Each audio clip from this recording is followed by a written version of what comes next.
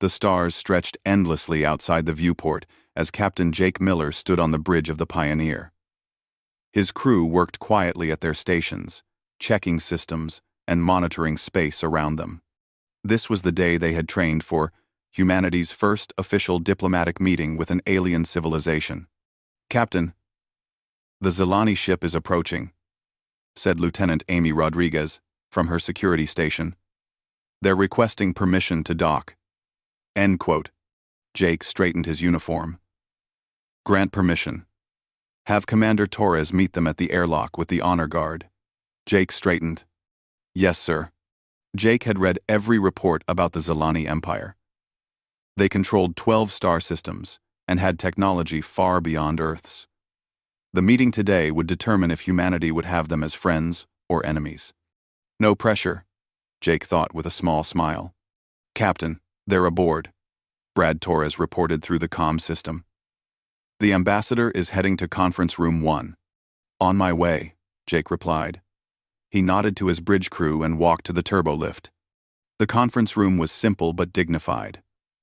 A long table sat in the center with Earth's flag on one wall, and a view of space through reinforced windows. Jake entered to find his senior staff already waiting. Dr. Lisa Chen, his chief medical officer, Brad Torres, his first officer, and Amy Rodriguez, for security. The doors slid open again. Jake's first thought was that the reports hadn't done the Zilani justice. Ambassador Lyra walked in with fluid grace. Her movements, somehow, both alien and familiar. She stood about 6 feet tall, with a humanoid form, but her skin had a faint blue tint that seemed to shift in the light. Her eyes were the most striking feature, a deep violet color that seemed to see everything at once.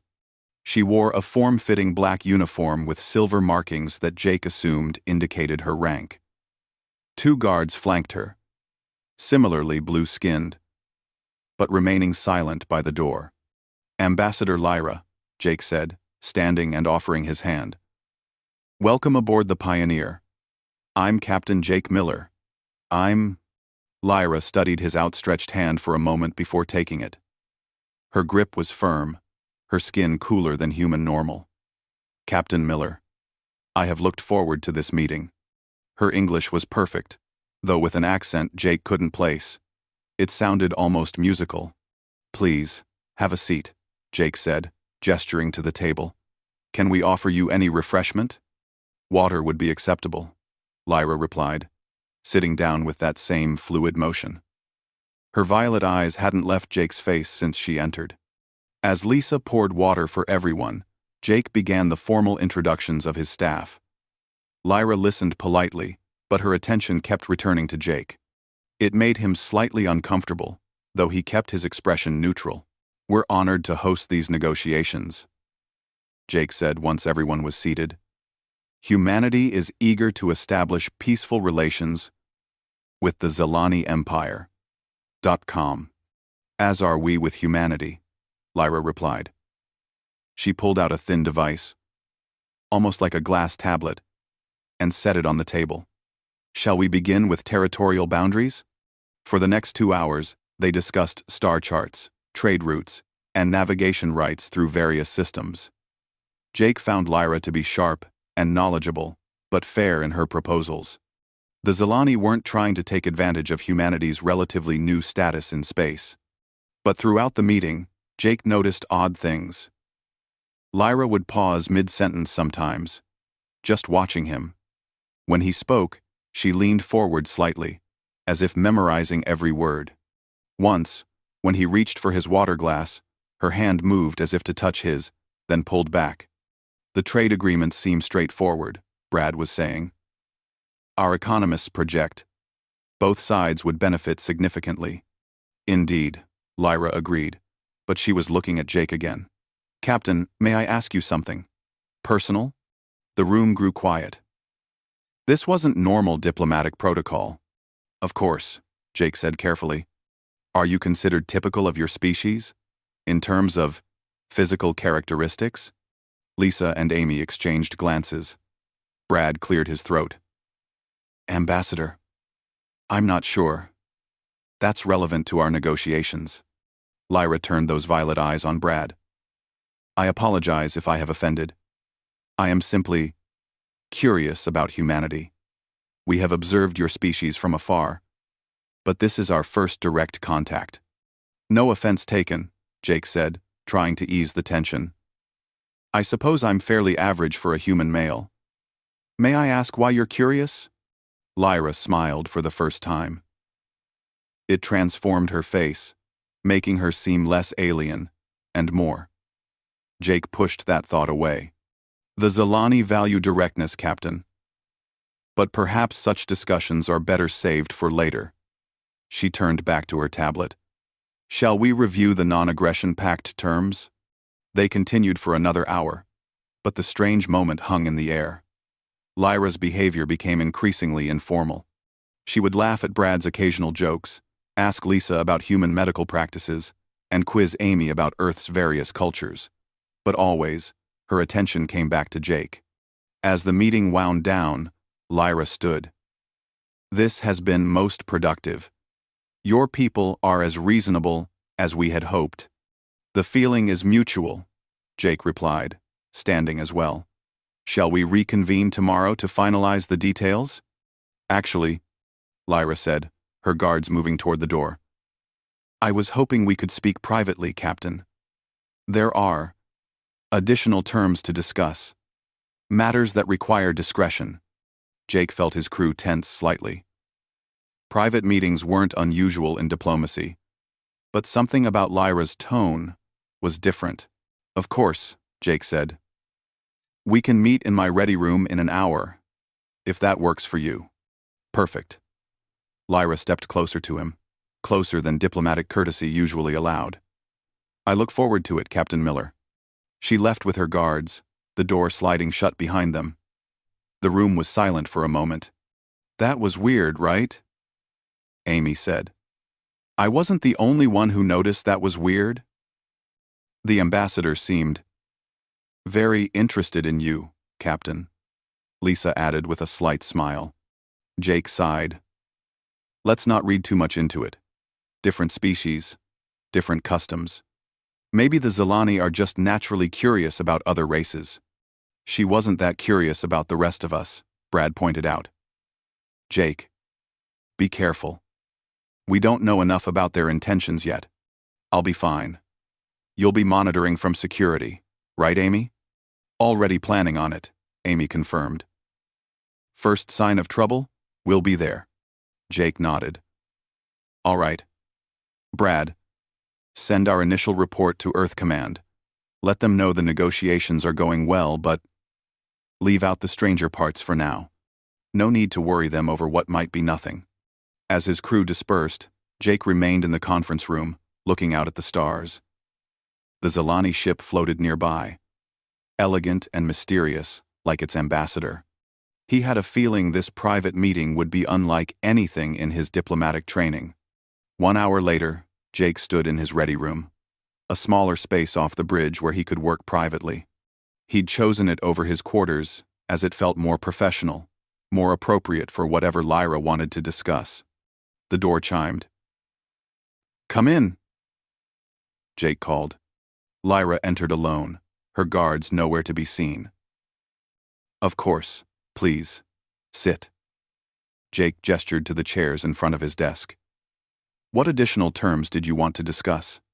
Lyra moved to the chair but didn't sit. Instead, she walked to the viewport, gazing out at the stars.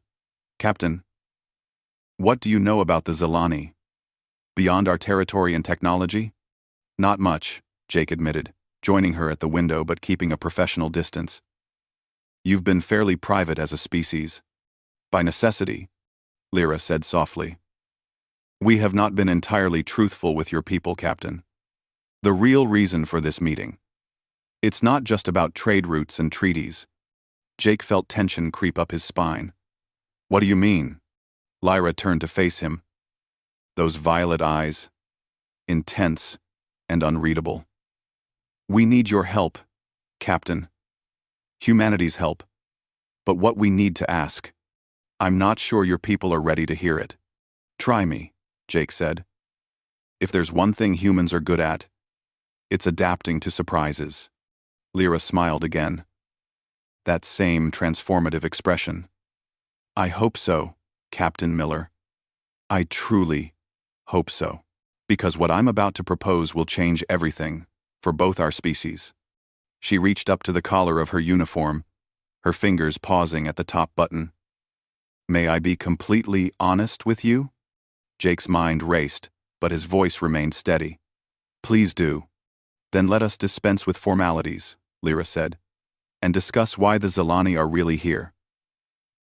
Jake watched as Lyra's fingers moved to her uniform collar, then paused. She seemed to reconsider, and instead walked to his desk, placing her hands flat on its surface. Captain Miller, my people are dying, she said, her voice losing its formal diplomatic tone. Not from war or disease, but from something far worse. Jake moved to the other side of his desk, sitting down to create some professional distance. What do you mean? One. Lyra finally sat in the chair across from him. The Zilani have lived for thousands of years. We mastered space travel when your ancestors were still discovering fire, but our long life has come with a terrible price. She pulled out her glass tablet and projected an image into the air between them, a DNA strand, but unlike any Jake had seen before. Our genetic code has become too stable, too perfect, Lyra continued. We no longer evolve. We no longer adapt. Every Zilani child born is almost identical to their parents. We are slowly becoming copies of copies, losing what makes life alive. Jake studied the projection. Genetic bottleneck. I've heard of it happening in small populations. Yes, but for us, it's our entire species. 12 systems, billions of Zilani, all slowly becoming genetic echoes. Lyra waved her hand, and the projection changed to show population charts, all trending downward. In perhaps 200 years, we will be extinct. I'm sorry to hear that, Jake said, genuinely moved. But how can humanity help? Our medical technology is nowhere near yours. Lyra stood again, pacing to the window. That's exactly why we need you. Your technology isn't the answer. You are. Jake frowned. I don't understand. Lyra turned back to him, and now she did reach for her collar, unbuttoning the top button of her uniform. Captain, I need to show you something. Please, don't be alarmed. She continued unbuttoning, revealing more of that blue-tinted skin. Jake started to stand, ready to call security. But Lyra held up a hand. Look, she said simply. Where her uniform opened, Jake could see patterns on her skin, not tattoos, but natural markings that seemed to pulse faintly with her heartbeat. They were beautiful, almost hypnotic. Every Zilani has these patterns, Lyra explained. They tell our genetic history. Mine show I come from a line stretching back 50,000 years. Impressive by your standards. But that's the problem. 50,000 years of the same patterns, the same genes, barely changing. She buttoned her uniform again and sat back down. Jake realized he had been holding his breath. We have studied many species, Lyra continued. Most are like us. Old, stable, dying. But humans, you're different. Your genetic diversity is remarkable. You adapt, you change, you evolve even within single generations. What takes us millennia takes you decades. So you want to study our DNA? Jake asked. Lyra leaned forward. The room fell silent except for the hum of the ship's systems. Jake processed what she was saying. You mean? The Zilani can reproduce with compatible species, Lyra said. It's how we survived this long. Finding new genetic partners among the stars. But most species we've encountered are either too different or too similar to help us now. Jake stood and walked to his window, needing distance to think. And you believe humans are compatible? We know you are, Lyra said softly. We've run countless simulations, studied your biology from afar. Human Zelani offspring would have the best of both species. Our longevity and intelligence, your adaptability and strength. This is why you kept watching me during the meeting, Jake said, understanding dawning. You're a good example of human genetics, yes. But also, Lyra paused, seeming to choose her words carefully. The Zelani don't mate randomly. We choose partners who show strength, intelligence, compassion, leaders who put their people first. In our observations of humanity, we've seen these traits repeatedly. Jake turned back to her. Observations? Lyra nodded. We've watched your species for the past 100 years. We saw your world wars, yes, but also how you rebuilt. We saw you reach for the stars, not to conquer, but to explore. We saw you welcome other humans regardless of their differences. These are rare qualities, Captain. This is a lot to process, Jake said, sitting back down heavily. I understand. This isn't how we planned to approach your people. We thought we had more time for proper diplomatic courtship, but our situation has become critical. Lyra pulled up another projection. A Zelani child, looking almost like a blue-tinted human child. This is my niece, born last year. She's identical to what I looked like at her age, and what my mother looked like, and her mother. We're becoming echoes, Captain. Jake rubbed his face. Even if what you're proposing is possible, I can't make this decision for humanity. This would need to go through Earth Command, the World Council, scientists, ethicists. Of course, Lyra said.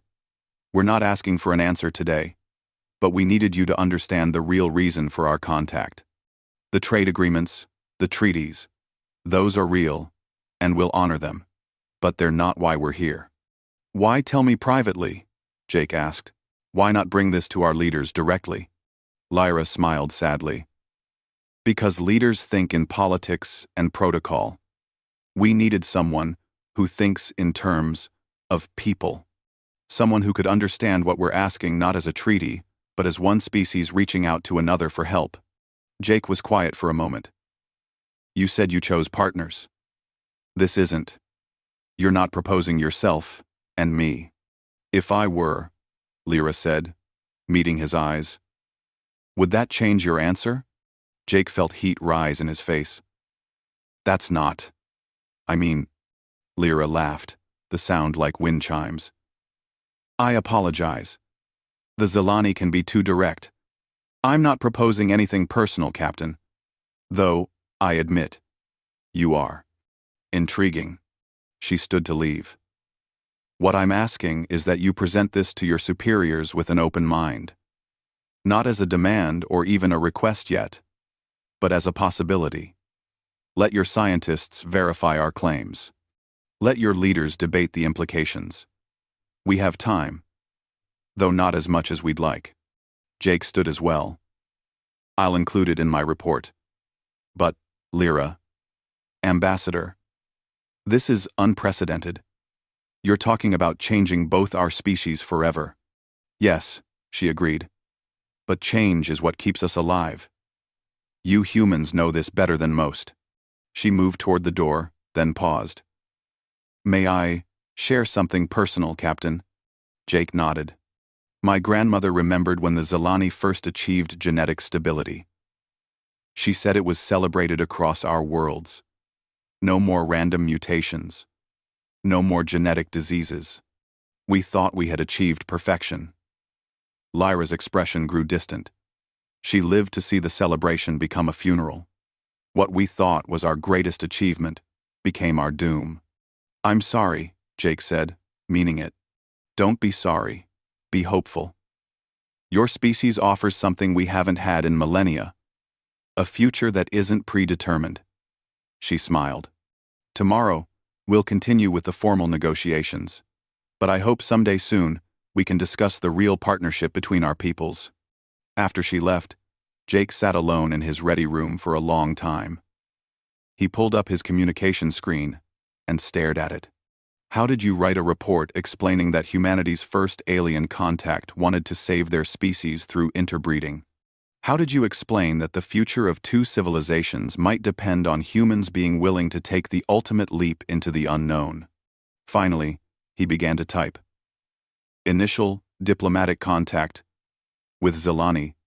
Successful. Trade terms favorable. However, Ambassador has revealed additional information requiring immediate attention from Xenobiology Department and High Command. He paused, looking out at the Zelani ship, floating peacefully beside them. Through his window, he could see the bridge of the Pioneer, his crew working diligently at their stations. They had no idea how much their universe had just changed. Jake continued typing, knowing that every word would shape humanity's response to the most unusual request in their short spacefaring history. Some would call it opportunity. Others would call it danger. But Jake suspected it was something else entirely. Evolution knocking at humanity's door, asking if they were ready for the next step. He finished his report and sent it, then leaned back in his chair.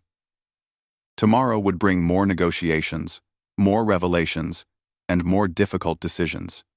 But tonight, Jake Miller sat alone with the knowledge that humanity had just been offered a chance to save a dying species, and perhaps transform themselves in the process. The stars continued their eternal dance outside his window, indifferent to the drama unfolding in the small, ready room. But for Jake, those stars now held new meaning. Somewhere among them were billions of Zelani, waiting to see if humanity would answer their call. He wondered if they were ready.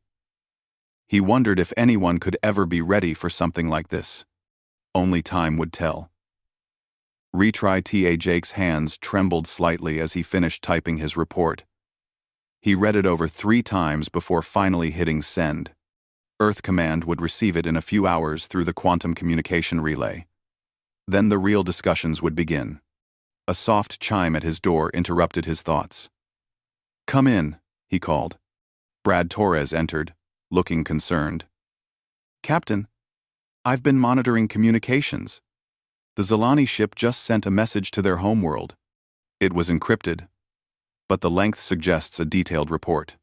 They're probably doing the same thing we are," Jake said, letting their leaders know how the meeting went. Brad stepped closer, lowering his voice. "Jake, what happened in here?" The security sensors showed some unusual readings. Elevated heart rates, temperature fluctuations. Was there a problem? Jake considered how much to share. His full report would be classified until Earth Command decided how to proceed. But his crew deserved some information.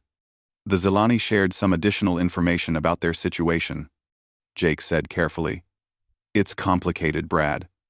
I've sent a full report to Command, but until we get orders, we continue as planned." Brad studied his friend's face. "This is big, isn't it?" "Bigger than we imagined," Jake admitted. "But not dangerous.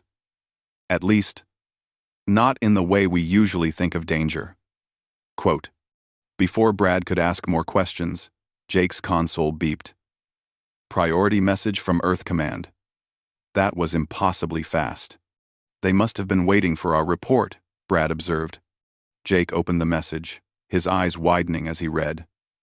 "They want a full video conference in 1 hour.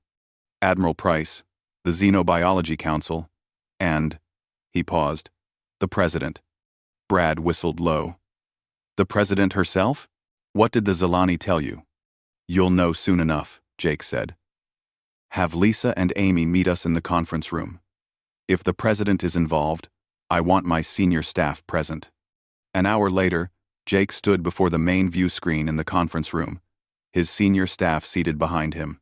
The screen flickered to life, showing a conference room on Earth filled with top military and scientific personnel. President Maria Santos sat at the center, her expression serious but calm. "Captain Miller," President Santos began, "your report has caused quite a stir. Before we proceed, I need to know, is this legitimate? The Zelani claim about their genetic crisis?" "I believe so, Madam President," Jake replied. Ambassador Lyra showed me detailed genetic projections.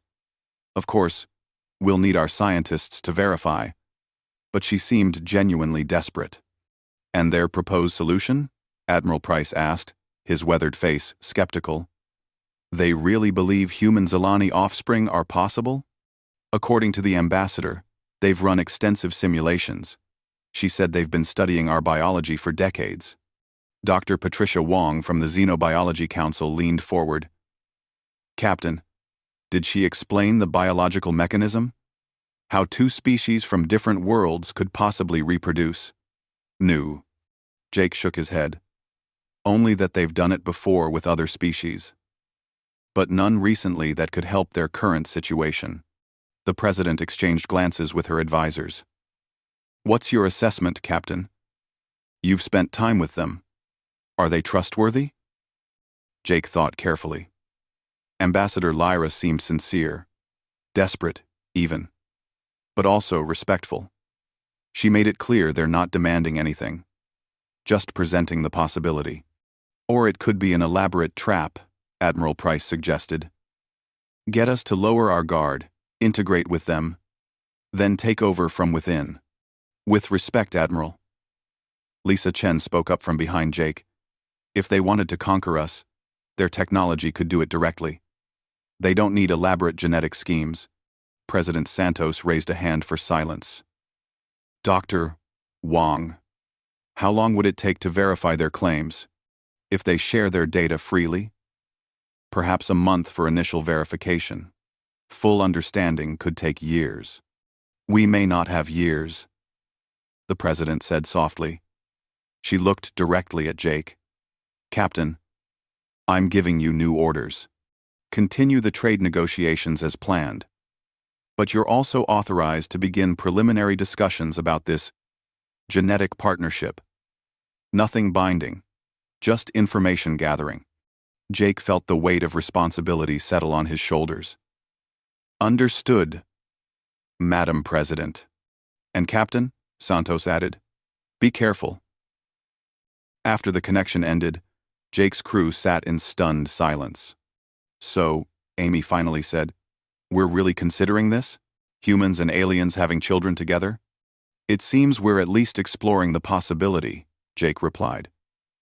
Lisa, I want you to work with the Zilani medical team. Learn everything you can about their biology.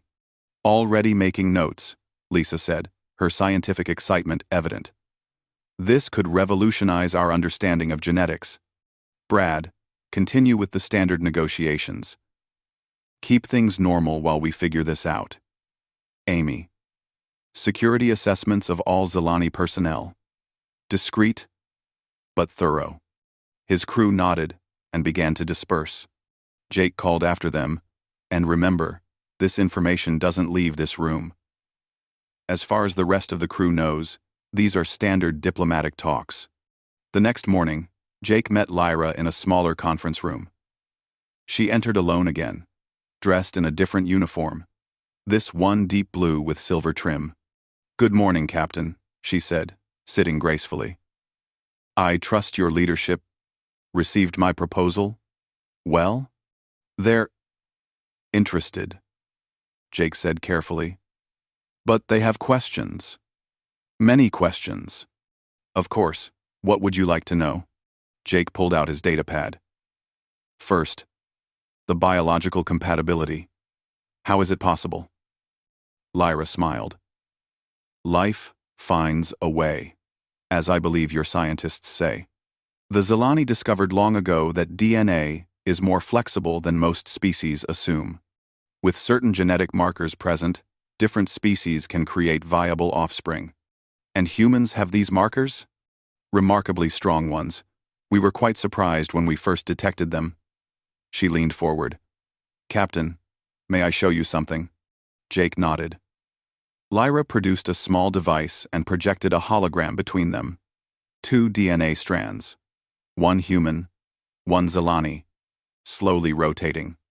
Watch, she said, manipulating the projection. The strands moved closer together, and Jake could see points where they seemed to connect and complement each other. These compatibility points are what make hybridization possible. Humans have more than any species we've encountered in the last 1,000 years. It's beautiful, Jake admitted, watching the genetic dance. It's hope, Lyra corrected. How would it work practically? Jake asked.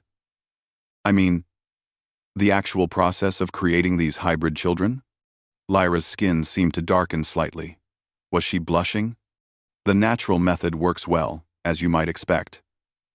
But we also have artificial methods for those who prefer them. The choice would always be individual, never forced. And the children? What would they be like? Healthy, strong, combining traits from both parents. The projection shifted to show a simulation of potential offspring. Longer lifespan than humans, but shorter than current Zelani. Your adaptability with our intelligence and psych stability, they would be something new. Jake studied the projections. How many would be needed?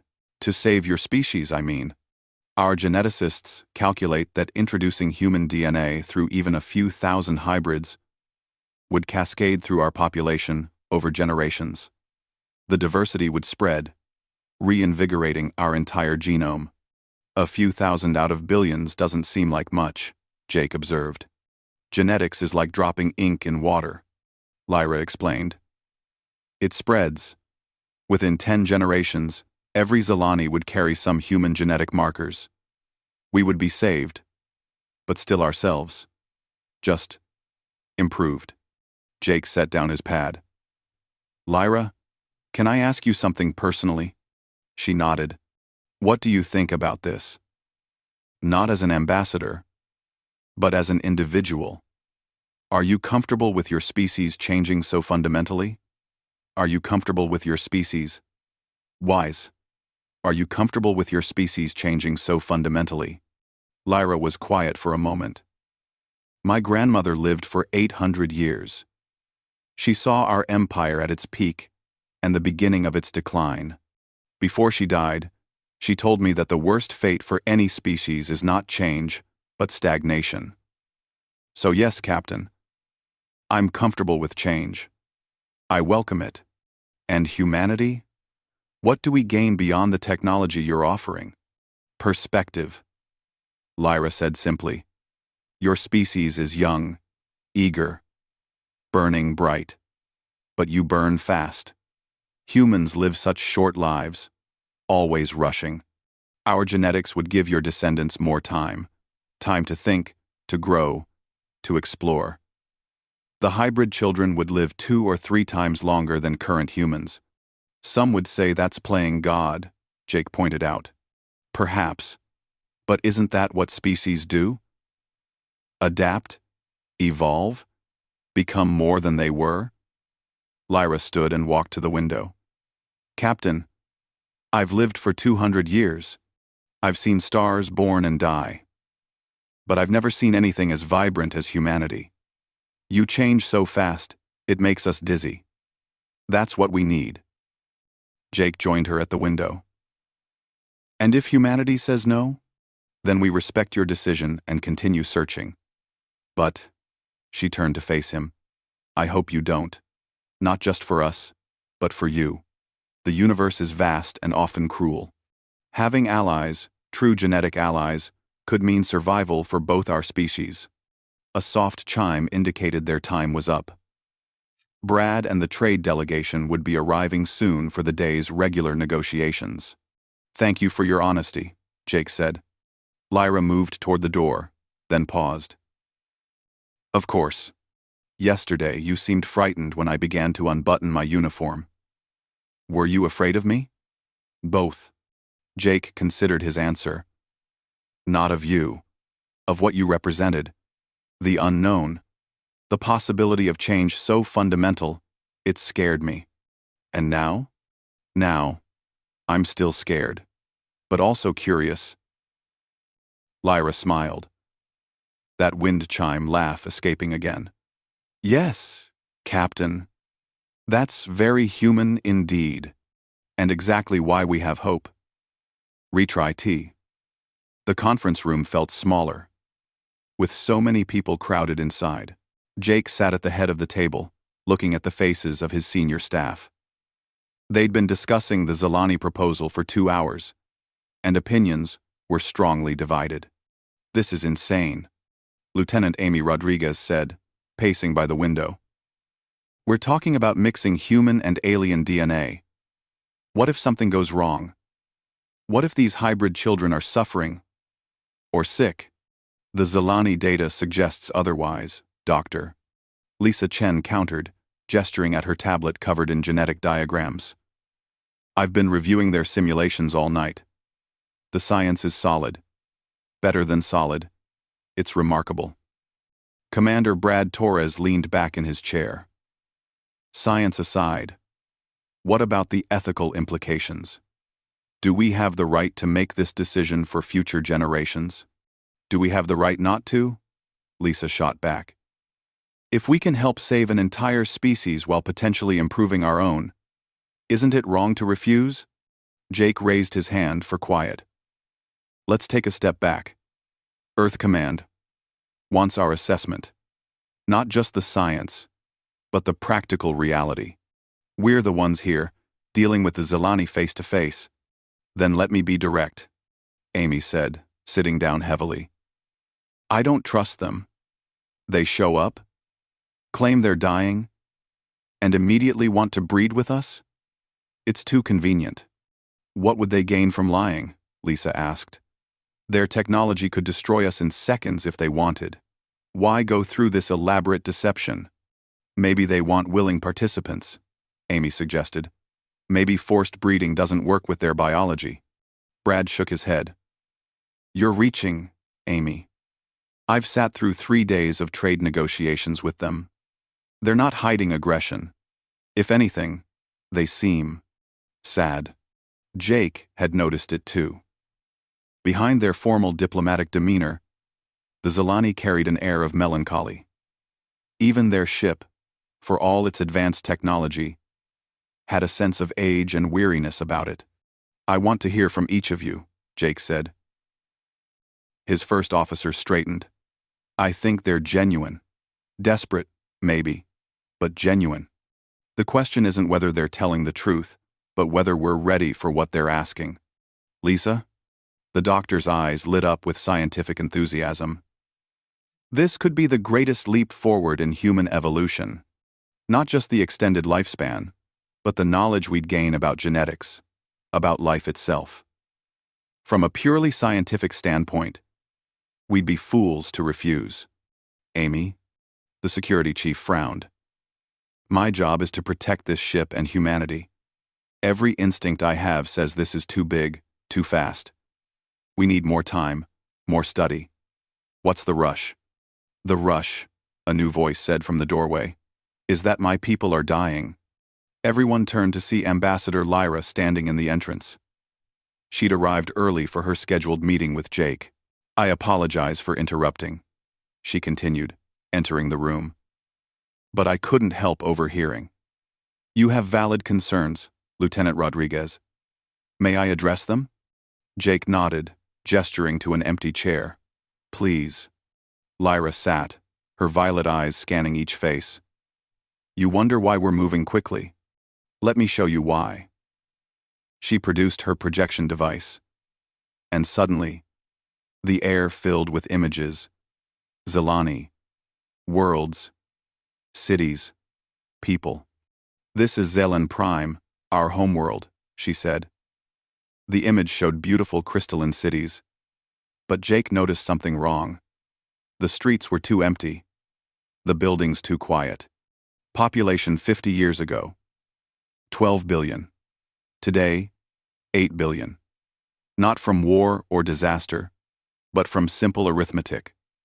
Our birth rate falls every year. Genetic diversity decreases with each generation. The projection shifted to show medical data. "This is my sister's daughter, born last month." The image showed a Zilani infant. But something was wrong with its skin. It looked almost gray instead of blue. Genetic degradation. She won't live past 40 years, a fraction of normal Zilani lifespan. Amy leaned forward, her hostility fading. "How could you?" Lyra said gently. "We've hidden our shame for centuries. The great Zelani Empire, masters of genetics, dying from our own success." She turned off the projection. "So yes, we move quickly. Because every day we wait, more children are born who won't see adulthood." The room fell silent. Finally, Brad asked, "How did your people react when they learned about the compatibility with humans?" Menderdid. This is Menderdid. Menderdid. Menderdid. Menderdid.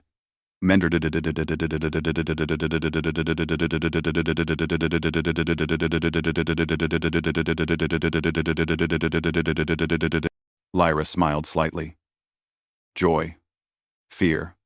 Debate that makes your discussions seem calm. Many believe mixing with a younger species will dilute what makes us Zelani. Others see it as our only salvation. And you? I volunteered to be ambassador because I believe in hope over pride. Better to change and survive than remain pure and extinct. Lisa cleared her throat. Ambassador, may I ask about the practical aspects?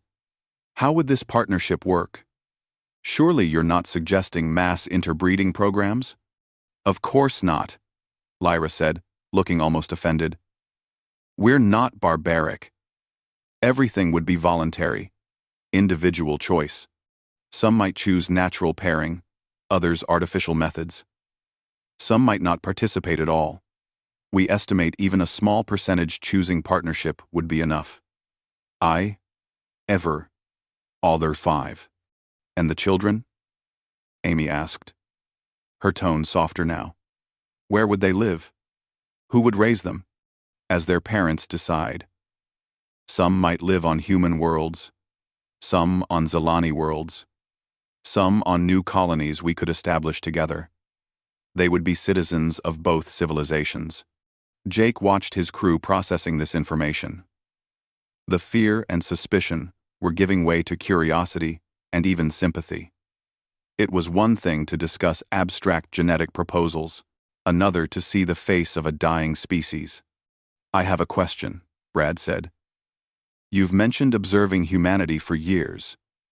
What made you decide we were the right species for this partnership? Lyra considered her answer. Many reasons. Your genetic diversity. Yes. But also, your history.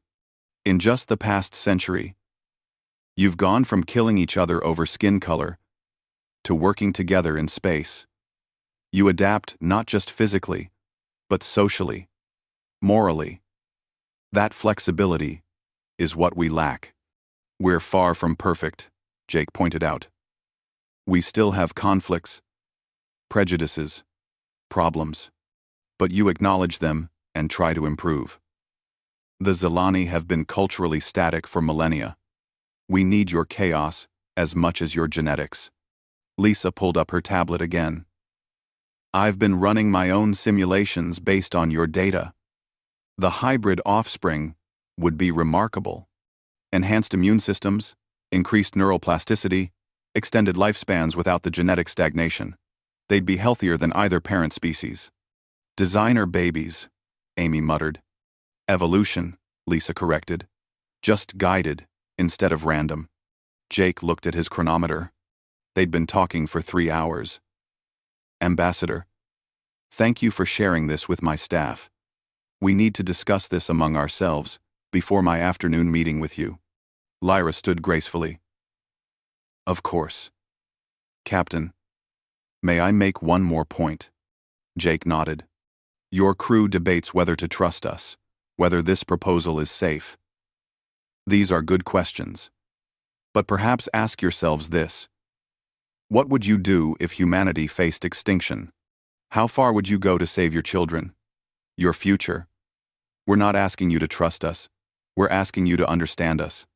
After she left, the room erupted in discussion again.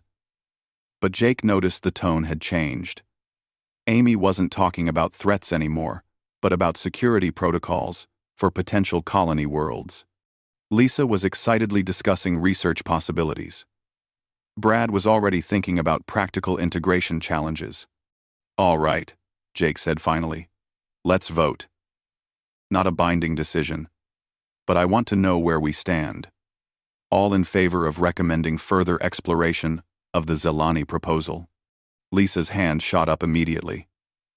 After a moment, Brad raised his as well. Amy hesitated, then slowly raised hers. Unanimous, Jake noted, though I can see we all have reservations. It's too big not to have reservations, Amy said. But that dying baby, if we can help prevent that, shouldn't we try? The science is sound, Lisa added. And the potential benefits to humanity are enormous. Extended lifespans alone would change everything. It's going to be complicated, Brad warned. 2 species, 2 cultures, trying to merge even partially. There'll be resistance on both sides. Jake stood. Then we'd better start figuring out how to make it work. Lisa, I want you working with their medical team full-time. Learn everything. Amy, start thinking about security for potential mixed colonies. Brad, keep the regular negotiations going, but start feeling out their people about cultural exchange programs. And you, Captain? Brad asked. I'll be talking to Lyra about the bigger picture. If we're going to recommend this to Earth, I need to understand exactly what we're getting into. As his crew filed out, energized with new purpose, Jake remained behind. He walked to the window, looking out at the Zelani ship. Somewhere aboard, Lyra was probably having similar discussions with her own people. 2 species, 1 dying, 1 young and thriving, coming together not for conquest or trade, but for survival and evolution. It was terrifying and exciting in equal measure. His communicator beeped. A message from Earth Command. Initial analysis of Zelani data. Confirms genetic crisis. President Santos. Authorizing expanded negotiations. Proceed with caution, but open mind. Jake smiled slightly. An open mind. That's what this would take. Open minds on both sides. The question was whether 2 species separated by countless light years and different evolutionary paths could find enough common ground to literally become family. Looking at the stars, Jake thought about all the species that must have faced similar choices throughout history. Some probably chose isolation and died alone. Others might have merged so completely they forgot what they once were. Humanity and the Zelani would have to find a third way. Partnership without absorption. Evolution without losing identity. It wouldn't be easy. But then again, nothing worth doing ever was. Retry TA 2 weeks had passed since the initial revelation, and the Pioneers' conference room had transformed into a cultural exchange center. Humans and Zelani worked side by side, sharing knowledge and slowly building trust. Jake entered to find Dr. Lisa Chen deep in conversation with Zelani medical officer Corin. The blue-skinned doctor was projecting holographic models, while Lisa took rapid notes. Captain, you have to see this. Lisa called out. Excitement clear in her voice. Corin's been showing me their genetic adaptation techniques. It's incredible. They can actually predict compatibility down to individual personality traits. Corin nodded, his violet eyes warm with scholarly enthusiasm. Your Dr. Chen learns quickly, Captain Miller. She grasps concepts that took our scientists decades to understand. That's because you're excellent teachers, Lisa replied. Jake, they've shown me projections of potential hybrid children. The diversity is amazing. Some would look more human, others more Zelani, but all healthy and unique. Jake studied the projections. The simulated children did look healthy, even beautiful, in their diversity. Some had human skin tones with violet eyes, others blue skin with brown eyes. All seemed to glow with vitality. Any concerns? Jake asked. Minor ones, Lisa admitted. The pregnancy process would need monitoring, and there might be dietary adjustments needed, but nothing insurmountable. The door slid open and Amy Rodriguez entered with her Zelani counterpart, Security Chief Thane. The two had been working on colony defense scenarios. "Captain, Thane's been sharing their colonization protocols," Amy reported. "They've established mixed-species colonies before. The infrastructure already exists." Thane, taller than most Zelani at nearly 7 feet, spoke in a deep, careful voice. "The key is creating spaces where both species feel comfortable. Separate quarters for those who prefer them, communal areas for integration." "How long?" Jake asked. "Our last successful integration took 50 years to achieve full harmony. But that was with a species far more different from us than humans." Brad Torres appeared in the doorway. "Jake, you need to come to the observation deck. We have visitors." Jake followed Brad through the ship's corridors. "What kind of visitors?" "The kind that changes everything," Brad said cryptically. The observation deck was crowded with crew members, all staring out the vast windows. Jake pushed through and stopped short. 3 more Zelani ships had arrived, but these were different, smaller, more colorful, almost festive-looking. Lyra stood by the window, a smile playing on her lips. "Civilian vessels?" she explained as Jake approached. When word spread about the possibility of partnership with humans, many wanted to come see for themselves. "How many?" Jake asked. "These 3 ships carry about 500 Zelani. Artists, scientists, teachers, farmers, regular people who want to meet humans, not just diplomats and soldiers." Jake watched as small shuttles began departing the civilian ships. "This wasn't part of our agreement." "No," Lyra agreed. "But partnership isn't just about genetics, Captain. It's about people meeting people. Your Earth Command approved it this morning, a cultural festival, you might say. Over the next hours, the Pioneers' docking bays filled with Zelani civilians." Jake watched in amazement as his crew interacted with their visitors. In the mess hall, a Zelani chef shared recipes with the human kitchen staff. In the recreation room, a group of engineers from both species huddled over technical drawings, excitedly discussing improvements. Jake found himself walking through the ship with Lyra, observing the interactions. They paused at the observation lounge, where a Zelani musician played an instrument that looked like crystalline wind chimes, producing hauntingly beautiful melodies. Several human crew members sat mesmerized. "Music translates well between our species," Lyra noted. "As does art, mathematics, and surprisingly, humor." They moved on to find a group of human and Zelani children. The civilians had brought families. The children played together with no hesitation. Their laughter identical, despite the species difference. "Children adapt fastest," Jake observed. "They haven't learned to see differences as barriers," Lyra agreed.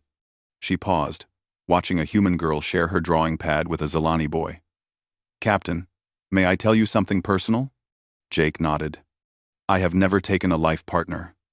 In Zelani culture, we mate for life, and I never found someone who—" She paused, choosing words carefully. "Who made me want to face centuries together. But watching our species interact, seeing the possibility of renewal, I find myself thinking about the future differently. I relieven. I will see the Tank 70s. Crustacera. I will see the Tank 7. I will see the Tank 7. I will see the Tank 7. I will see the Tank 7. Jake felt heat rise in his face. "Lyra, I'm not proposing anything," she said quickly. "Just observing that contact with humanity has already changed how I think. Imagine what it could do for our entire species." They continued their tour, finding Dr. Chen in the medical bay with a group of Zelani scientists. But the excitement had shifted to concern. "Captain, we have an issue," Lisa said. "One of the Zelani children is sick. Nothing serious, but their medical supplies are on the civilian ships. We want to treat her here. But our medicines might not be compatible," Jake finished. "What do you recommend?" Lisa looked at the Zelani doctors, then back at Jake. "We try. Carefully. With full monitoring. It's a chance to test our medical compatibility in a controlled setting. Jake looked at the sick child, a small girl with pale blue skin, clearly uncomfortable but not in severe distress. Her parents stood nearby, worry clear on their faces despite the species difference. Do it, Jake decided. But take every precaution. Over the next hour, Jake watched human and Zilani medical staff work together. They tested, adjusted, and finally administered a modified human antibiotic. The child's parents held her hands, four-fingered meeting 5, while they waited. Slowly, the girl's color improved. She sat up, looking around with bright violet eyes. Her parents made sounds Jake recognized as relief in any language. It worked, Lisa breathed. Human medicine. Adjusted for Zilani biology. If we can do this, we can do anything. Corinne finished. The two doctors shared a look of professional respect that transcended species. That evening, the mess hall transformed into a cultural exchange. Humans and Zilani shared foods, stories, and even attempted each other's dances. Jake noticed many of his crew had paired off with Zilani for conversations, their universal translators working overtime. He found Amy Rodriguez deep in discussion with a Zilani artist named Vaya. The security chief who'd been so suspicious was now laughing at something Vaya had said, her whole demeanor relaxed. Captain. Amy called him over. Vaya's been telling me about Zilani martial arts. They have a form that's like meditation in motion. She's offered to teach me. Vaya, smaller than most Zilani with intricate patterns on her blue skin, smiled shyly. Your security chief has the right mindset for it. Controlled strength, careful observation. These translate well. Jake left them to their discussion and found Brad Torres with a group of Zilani engineers. They were designing something on a shared holoscreen. It looked like a habitat that could accommodate both species comfortably. The key is the common areas. One of the Zilani was saying. Spaces where both species can gather without either feeling like guests. Shared kitchens are essential, Brad added. Food brings people together across any divide. Jake felt a hand on his arm. Lyra had appeared beside him. Your crew adapts well, she said. So do your people. Maybe this isn't as impossible as it seemed. They walked to a quieter corner where they could observe the gathering. Hundreds of humans and Zilani mingled, and Jake could already see connections forming. Not romantic ones necessarily, but friendships, professional partnerships, mutual interests. I received a message from my government, Lyra said quietly. If this cultural exchange goes well, they're prepared to establish a permanent embassy on Earth and to invite human ambassadors to our worlds. That's fast, Jake noted. We don't have the luxury of moving slowly. But also, she gestured at the room. Look at them. Your people and mine. Finding common ground so easily. Perhaps we were always meant to meet. A commotion near the door caught their attention. One of the younger Zilani civilians, barely adult by their standards, stood nervously before a group that included both species. He held something like a glowing crystal. It's a binding stone, Lyra explained. He's about to propose a formal friendship with someone. Jake watched as the young Zilani approached one of his junior officers, Ensign Eric Park. The human looked surprised but accepted the crystal. The room erupted in applause from both species. Formal friendship is sacred to us, Lyra explained. It's not romantic, but it's a lifetime bond. That your ensign accepted. It means more than you know. As the evening continued, Jake saw more connections forming. His communications officer, teaching Zilani children human card games. A Zilani poet sharing verses with crew members who hung on every translated word. Even the skeptics were warming to the cultural exchange. Lyra, Jake said eventually, I think we need to move to the next phase. Not just cultural exchange, but actual planning. If our species are going to form this partnership, we need structure, agreements, safeguards. Agreed, My government is sending our best social architects. Yours? Earth is assembling a team. Geneticists, ethicists, sociologists, legal experts. They'll arrive within the month. A month. Lyra repeated. In a month, we'll begin reshaping the future of two species. Jake looked around the room at humans and Zelani laughing, learning, living together. If only for an evening. I think we've already begun. As if to underscore his point, Lisa Chen appeared with Corinne. Both were beaming. Captain, Ambassador, we've completed our initial medical compatibility studies. With proper precautions, humans and Zelani can safely share environments, food, even medicine. The barriers are minimal. What about the larger question? Lyra asked. Reproductive? Compatibility? Lisa and Corinne exchanged glances. The computer models are promising. We'd need volunteer test subjects eventually, but every simulation shows healthy, viable offspring. The genetic diversity would be extraordinary. Jake felt the weight of history in that moment. Two species on the verge of an unprecedented partnership. It wouldn't be easy. There would be those on both sides who opposed it, who feared the change it represented. But looking at the room full of humans and Zelani building bridges with nothing more than curiosity and goodwill, he felt hope. Then we proceed, he said simply. Carefully, ethically, but we proceed.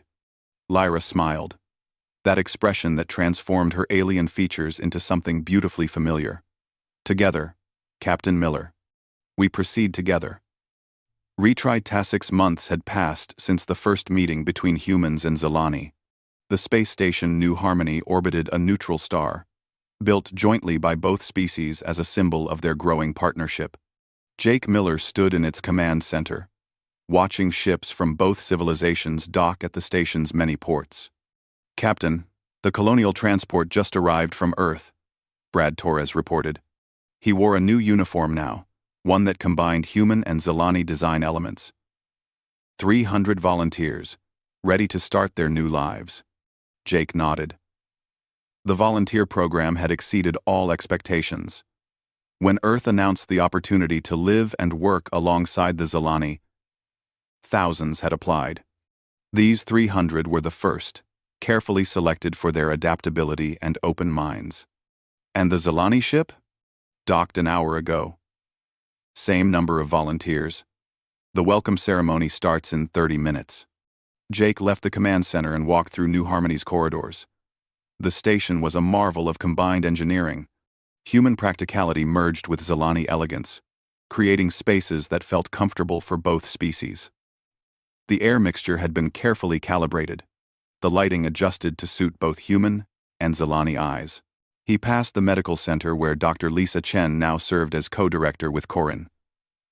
Through the windows, he could see them training a mixed group of medical students. Lisa had been among the first to volunteer for the program, saying she couldn't pass up the chance to revolutionize medicine. Jake, a familiar voice called. Amy Rodriguez approached from the security office, her deputy chief Thane beside her. Did you hear? We've had our first pregnancy announcement. Jake stopped short. Already? Amy grinned. Remember Ensign Park? The one who accepted the friendship crystal? Well, friendship became something more with that poet. They're expecting in about 10 months. Zelani pregnancies are longer. Have they done the genetic screening? Jake asked. Thane nodded. The child will be healthy. A perfect blend of both parents. It's remarkable. Jake felt a mix of excitement and responsibility. The first human Zelani child. History in the making. He continued to the assembly hall where the welcome ceremony would take place. Lyra was already there, reviewing her speech. She wore ceremonial robes that seemed to shimmer with different colors as she moved. Nervous? Jake asked, joining her at the podium. Terrified, she admitted. Speaking to my own people is easy. Speaking to both our peoples about our shared future. That's different. You'll do fine. You always do. Lyra smiled. We've come far from that first meeting, haven't we? Jake laughed. That seems like a lifetime ago. Now look at us, building cities in space together. The hall began filling with people.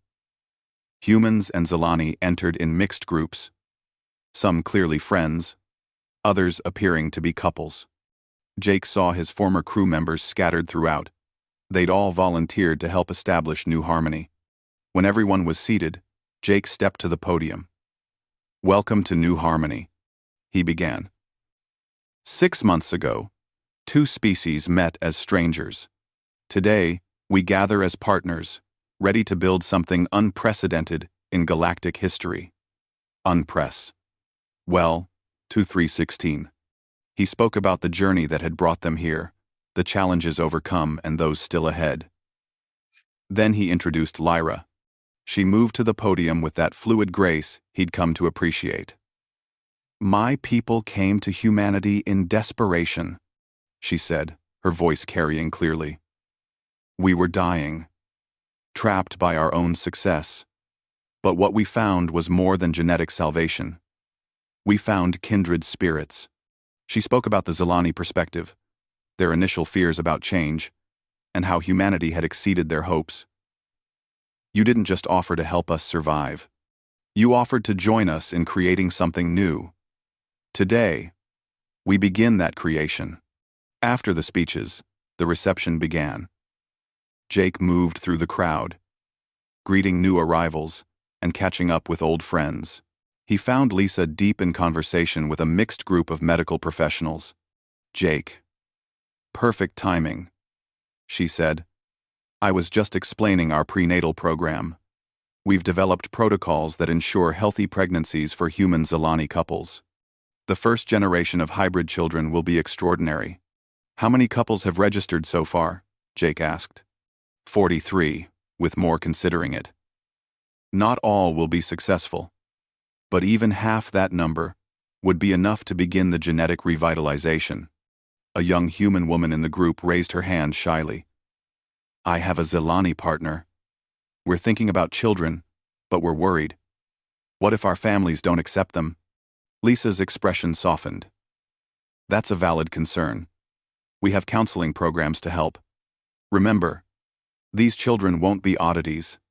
They'll be the bridge between our species. Special, yes, but also symbols of our shared future.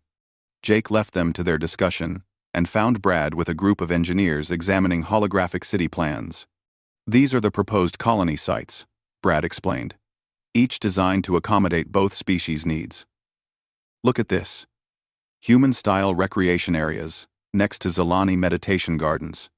Shared schools where children of both species learn together. When do we break ground? Jake asked. First colony starts construction next month. Within 5 years, we plan to have 20 mixed colonies across 3 systems. The number was staggering. Jake remembered when they'd wondered if the 2 species could even share a meal together. Now, they were planning entire civilizations. He noticed a crowd gathering near the observation deck and went to investigate. Through the massive windows, he saw something that took his breath away. Ships from both fleets had arranged themselves in a ceremonial formation, their lights creating a pattern that looked like 2 hands clasping. Lyra appeared beside him. A gesture of unity. Your people's idea, actually. They said actions speak louder than words. They stood together, watching the light show. Around them, humans and Zelani pointed and smiled, sharing in the moment. I have news, Lyra said quietly. I've been offered a permanent position as Zelani ambassador to Earth. I'll be leaving New Harmony soon. Jake felt a pang of disappointment. Over the months, he and Lyra had developed a deep friendship. Maybe something more. That's wonderful. Earth is lucky to have you. There's also an opening for Earth's ambassador to Zelen Prime, she continued. They want someone who understands both species. Someone who's been there from the beginning. Interested? Jake turned to look at her. Are you recruiting me, Ambassador? Maybe, Or maybe I just don't want to navigate this new future without the human who helped make it possible. Before Jake could respond, an announcement echoed through the station. Attention all residents. Please gather in the main plaza for a special presentation. The crowd moved toward the station's center, a vast open space with a transparent dome showing the stars. A stage had been set up where a mixed choir of humans and Zilani waited. What's this? Jake asked. A surprise, Lyra said with a smile. Your people and mine have been working on something. The choir began to sing. A song that somehow blended human and Zilani musical traditions into something entirely new. The harmony was unlike anything Jake had heard. Voices merging and separating in patterns that seemed impossible, yet beautiful. As they sang, holographic projections appeared above them. Images from the past 6 months. The first meetings. The medical breakthroughs. The children playing together. The couples holding hands across species lines. The song built to a crescendo as the images showed the possible future. Cities where both species thrived. Children who embodied the best of both worlds. Ships exploring the galaxy together. When it ended, there wasn't a dry eye in the plaza. Humans and Zilani embraced. Some as friends, some as partners, all as fellow travelers on an unprecedented journey. Jake felt Lyra take his hand. Her skin was cool against his, but he'd grown to find it comforting. So, she said softly, Ambassador to Zilan Prime. It's a big decision. He looked around at the crowd, at the station they'd built together, at the future they were creating. Not really, he said. We've come this far together. Why stop now? Lyra's smile was radiant. The first human Zilani ambassadorial team. We'll be making history. We already have, Jake replied. Now we get to live it. As the celebration continued around them, Jake thought about how it had all started. A desperate plea for help. An unconventional proposal. 2 species taking a leap of faith. They'd faced skepticism, fear, and countless challenges. But they'd also found hope, friendship, and the possibility of something greater than either species could achieve alone. The first hybrid children would be born soon. They would grow up in a galaxy where humans and Zilani were partners, where diversity was strength, where the impossible had become reality. They would be the living proof that sometimes the greatest adventures came from saying yes to the unknown. Looking at the stars through the dome, Jake wondered what other species might be out there, facing their own extinction or stagnation. Perhaps humanity and the Zilani could help them too. Perhaps this was just the beginning. What are you thinking? Lyra asked. That the universe just got a lot bigger, Jake said. And a lot more interesting. Together? She asked, squeezing his hand. Together, he confirmed. Around them, 2 species celebrated as one, writing the first chapter of a story that would span generations. It had started with a treaty. It had grown into a partnership. And now, it was becoming something even greater. A new branch on the tree of life, reaching for the stars. Retry Claude can make mistakes. Please double-check responses.